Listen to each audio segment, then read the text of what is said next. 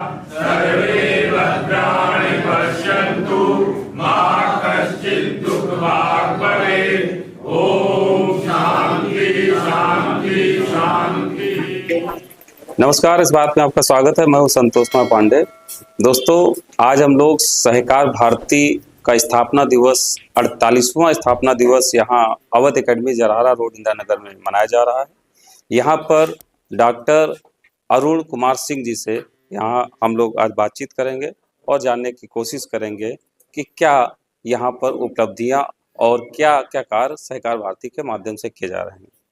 क्या कहना चाहेंगे, आज ये 48वां सहकारिता भारती उत्तर प्रदेश में ये दिवस मनाया जा रहा है स्थापना का, क्या इसकी उपलब्धियां हैं और क्या आगे की योजना इसके बारे में? जैसा कि सहकार भारती की स्थापना आज से लगभग 49 वर्ष पहले विचार मन में आया और ये स्थापना की गई कि सहकारिता के क्षेत्र में काम करने की आवश्यकता है और सहकारिता को संस्कारित करने की ज़रूरत है, ताकि समाज के पिछड़े नीचे तबके के लोग, उनकी आर्थिक उन्नति कैसे हो सके, वो अपने पैरों पर कैसे खड़े हैं, स्वावलंबी कैसे बने, इसकी कैसे किया जाए। तो इसमें हुआ कि सहकारिता के माध्यम से ही यह लाभ दिया जा सकता है समाज को।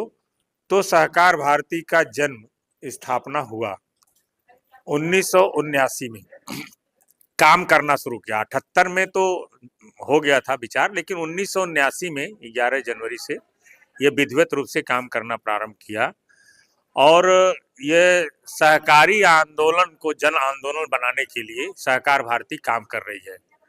यानी सहकारिता के बारे में पूरा देश, समाज के लोग जाने, उसके महत्व को जाने, पहला तो यही विचार है। क्योंकि सन 1904 में यहाँ सहकारिता एक्ट के माध्यम से आई थी, जबकि सहकारिता भारतवर्ष की परंपरा में रहा है और सहकारिता से ही भारत विश्व गुरु तक बना और भारत सोने की चिड़िया भी बना। लेकिन कुछ बीच के कालखंड में भारतवर्ष में कुछ ऐसी स्थितियां उत्पन्न हो गई जिसके कारण ये गुलामी हो गई और तमाम सब इतिहास सब लोग जानते हैं। तो इसके बाद से पुनः भारत का उत्थान कैसे हो, भारत वही भारत कैसे सोने की चिड़िया बने, कैसे स्वावलंबी बने।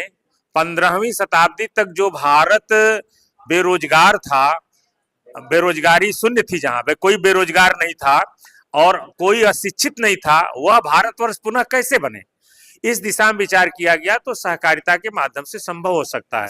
सहकार भारती का जब हुआ जन्म, तो सहकारिता के क्षेत्र में यह आर्थिक सेवा का कार्य करना है। यानी कि हम आर्थिक सेवा प्रदान करते हैं। जैसे कि कोई भी कार्यकर्ता कोई समूह बना करके या समिति बना करके आर्थिक गतिविधि कैसे कर सकता है, इसके बारे में लोगों को जागरूक करना, प्रशिक्षित करना और उनको वह संस्थाओं को बनाना, समिति बनाना हो उसको बनवाना, उसके बाइलाज बनाना, उसको कैसे कार्य करे इसके लिए प्रशिक्षित कराना और वह संचालन कैसे बढ़िया ढंग से करके और अपनी आर्थिक स्थिति सुधार कर सकता है। ऐसा सहकार भारती का कार्य है विशेषकर से।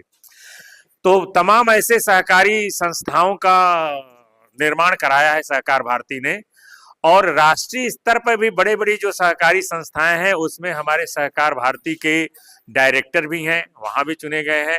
अभी जो आपका जो आरबीआई है, आरबीआई में हमारे जो संस्थापक सदस्य थे माननीय सतीश मराठे जी, वो उसके डायरेक्टर हैं। तो सहकार भारती के तमाम लोग जो सहकारिता नीति आई अभी वह देश में, उसमें भी सहकारिता नीति में जो मुख्य रूप से भूमिका रही है वो सहकार भारती की रही है। तो देश में बहुत बड़े बड़े काम सहकारिता क्षेत्र में सहकार भारती कर रही है। छोटे स्तर पे भी काम कर रहे हैं। हम छोटे छोटे स्तरों पे छोटे छोटे समूह बना रहे हैं, जैसे कि स्वयं सहायता समूह के माध्यम से विभिन्न समूह बना करके वह 10 लोगों का, 15 लोगों का एक समूह अपनी आर्थिक गतिविधियां कैसे चला सकती हैं और वह 10-12 लोगों का परिवार कैसे आर्थिक रूप से मजबूत हो सकता है, इसके लिए भी उनको खड़ा किया जा रहा है। वो कार्य कर रहे हैं, बड़ी बड़ी समितियां बना सकते हैं। जैसे आप समझिए कि दुग्ध समितियां कैसे बनाते हैं, दुग्ध पालन पशुपालन करके दुग्ध समितियों के माध्यम से कैसे जो है अपनी आर्थिक स्थिति सुधार करते हैं, मछली पालन करके, मत्स्य के क्षेत्र में तमाम समितियां बना करके मत्स्य पालन करके मत्स्य के धंधे में लग करके तमाम ऐसा परिवार है जिनका वही रोजी रोटी पेशा उसको करने के लिए तैयार है तो मत्स्य पालन कर सकते हैं, दुग्ध पालन करने वाले दुग्ध पालन उसकी समिति बना सकते हैं। गन्ना किसान गन्ना समिति बना करके गन्ना के माध्यम से कैसे अपना खेती करके कर सकते हैं। और कुछ ऐसे लोग हैं जैसे कि व्यवसाय करते हैं, हम मार्केटिंग विपणन समितियां बना सकते हैं। विपणन समितियां बना के क्या है कि कृषि का उत्पादन या किसी चीज का उत्पादन कहीं हो गया उसको मार्केटिंग करके हम उपभोक्ता तक पहुंचाते हैं। इसके लिए समिति बना करके कैसे उसमें से 150 लोगों को जोड़ करके उनको कैसे जोड़ करके उनको खड़ा कर सकते हैं, उसका लाभ मिल सकता है।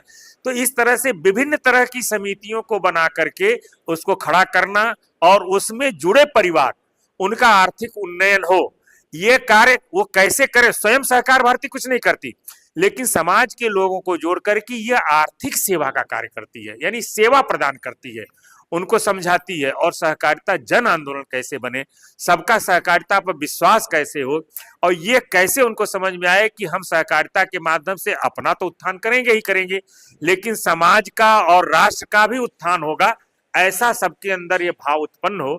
इसके लिए सहकार भारती सतत प्रयत्नशील है। और यही स्थापना दिवस जब मनाते हैं तो हम बार बार उन चीजों को स्मरण कराते हैं कार्यकर्ताओं को, समाज के लोगों को, कि आप हमारे साथ आइए और इस जो जन आंदोलन का कार्य सहकारिता जन आंदोलन बनने जा रही है उसमें सहभागी बनिए और आप भी अपने त्याग और समर्पण से इस राष्ट्र और समाज को उस स्थान पर ले जाइए जो भारत माता कभी वैभवशाली थी। परम वैभव की स्थिति पर ले जाना भारत माता का लक्ष्य है अपने कार्यकर्ताओं का। इसके लिए सहकार भारती प्रयासरत। पीयूष कुमार मिश्रा, सहकार भारती महानगर अध्यक्ष। आज स्थापना दिवस हम लोग मना रहे हैं, तो इस स्थापना दिवस को आज ही की तारीख में पूरे प्रदेश में मनाया जा रहा है, हर जिले में। पहले होता था कि हम लोग का एक सप्ताह चलता था, चल तो अभी भी रहा है, लेकिन इस बार जो केंद्र नेतृत्व ने कहा कि नहीं 11 तारीख को ही मनाया जाएगा एक ही समय में, तो उस हिसाब से आज हर जिले में मनाया जा रहा है। उसी उपलक्ष्य में हम लोग भी मना रहे हैं। ये जो निचले पायदान पे लोग हैं जिनको स्वावलंबी हमें करना है, जो भारत सरकार का एक मिशन है कि स्वावलंबी भारत बनाना है, तो स्वावलंबी भारत जब तक निचले स्तर तक हम ना पहुंच पाएं, उनको हम उत्थान उनका ना कर पाएं, तब तक ये सब व्यर्थ है। तो उसी क्रम में हम लोग चाह रहे हैं, क्योंकि महानगर इकाई इसमें हर बढ़ चढ़कर हिस्सा लेती है और लेता रहेगा, तो उसमें सबसे पहला जो मुख्य बिंदु है कि जो सहकारिता जो हमारी समितियां हैं, हर उस समितियों में चाहे वो किसी भी तरीके की हो, चाहे वो हमारी श्रमिक हो या स्वास्थ्य हो, इस तरह की जो हम लोग बनाएंगे समितियां, उसमें हर वर्ग का व्यक्ति, हर वर्ग हर जात विशेष का इसमें नहीं है, हर वर्ग को जोड़ना है। मतलब निचले पायदान तक हमें उसको सक्षम बनाना है और प्रयास करना है कि हर जगह इसका प्रचार प्रसार हो। और प्रचार प्रसार जैसे सहकारिता तो पहले से चली आ रही है, सबको पता है, चाहे वो दुख हो चाहे सुख हो। ग्रामीण में देखिए, पहले शादियां होती थी तो जब बारात आती थी गद्दा रजाई सब मिल जाता था, आज टेंट हो गया है, आज पैसे से खरीदा जा रहा है। पहले पैसे ना होते हुए भी सबके यहाँ सब कार्य हो जाते थे, आज उसकी कमी है। लेकिन फिर से वही चक्र घूम रहा है, कहते हैं ना समय बदलता है और चक्र घूमता है। आज चक्र घूम रहा है, वही फिर से उन्हीं रिश्तों के बीच में हम लोग जा रहे हैं और उन रिश्तों को जगा रहे हैं कि नहीं, सहकारिता सब लोग मिलजुल कर अगर कोई काम करेंगे, यही सरकार का भी लक्ष्य है। सरकार भी समझ गई है कि बिना सबको लेके किसी भी लक्ष्य को पूरा नहीं कर पाएंगे, और वही लक्ष्य है, और लक्ष्य को पूरा करने के लिए सभी का योगदान है। वो हर वर्ग का व्यक्ति विशेष की बात नहीं, सभी अगर करेंगे तो उसको सफलता मिलेगी। नमस्कार, मैं अधिवक्ता ऋचा मिश्रा, सह महिला प्रमुख सहकार भारती। मेरी एनजीओ भी है निर्मल एजुकेशन एंड वेलफेयर सोसाइटी। जैसा कि आप देख रहे हैं कि आज हम 48वां सहकार भारती का स्थापना दिवस समारोह था और हम मना रहे हैं उसको। चूँकि मैं महिला हूँ, तो महिला होने के नाते हम सहकार के द्वारा महिलाओं के लिए क्या कर सकते हैं, इस पे मैं अपना विचार व्यक्त करूंगी। जैसा कि कहा गया है कि सहकार यानी मिलकर कार्य करना।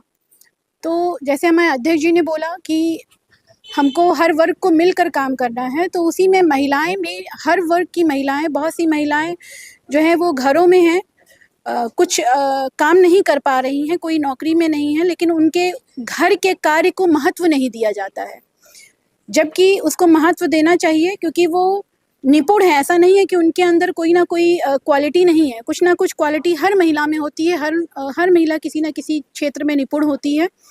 तो सहकार के द्वारा हम लोग कुछ समितियां बना रहे हैं, कुछ समितियां बनाने की कोशिश कर रहे हैं, जिससे कि उन महिलाओं को जो घर में काम कर रही हैं, उनके अंदर जो गुण हैं, उसके माध्यम से कुछ ना कुछ गुण, जैसे कि पुराने कपड़ों से चटाइयाँ बनाई जाती हैं, पैर पोंछने के जो मैट होते हैं वो बनाए जाते हैं।